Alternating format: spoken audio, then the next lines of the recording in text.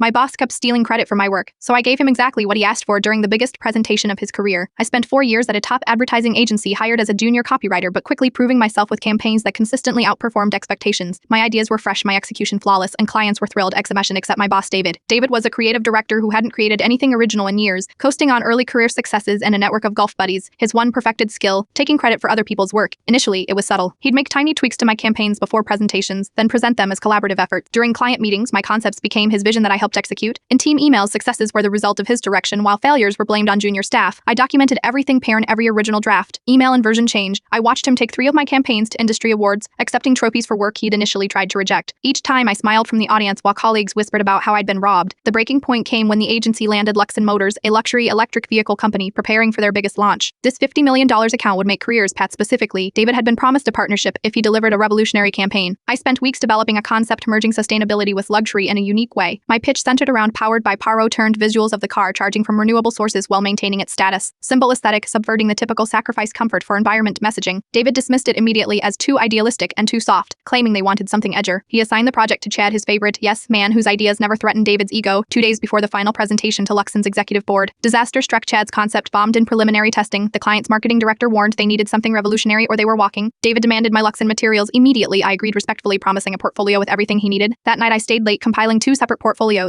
The first contained my complete powered by Paro campaign plan research, mood boards, copy, mock-ups, everything meticulously organized with agency branding. The second portfolio looked identical from the outside. On presentation morning, David didn't even glance at the materials I provided, too busy rehearsing how he would claim credit for saving the account with. From the back of the conference room, I watched Luxon's executives file and David began confidently touting his experience, revolutionizing brands. Then he opened the portfolio. Inside was a comprehensive campaign for a fictional male enhancement product called Little Big, featuring embarrassing double entendres, phallic imagery poorly disguised as car components, and inappropriate taglines. The room fell silent until the CEO interrupted, noting there seemed to be a mistake. David finally looked down, his face draining of color as he frantically flipped through the inappropriate materials. I stood up, suggesting there had been a mix-up, and produced the real powered by Turo portfolio from my bag. The CMO immediately requested to see it. For the next 40 minutes, I presented my campaign to increasingly enthusiastic executives while David sat frozen in humiliation. When I finished, Luxon CEO expressed that this was exactly what they wanted: Pearton visionary, sophisticated, and perfectly aligned with their brand. When asked who led the project, the CMO answered based on the materials that it appeared to be entirely my work, pointing to my name clearly listed as creative-led. 2 weeks later, I was promoted to Vega creative director. David was re-signed to the agency's smallest accounts. Now he changes direction.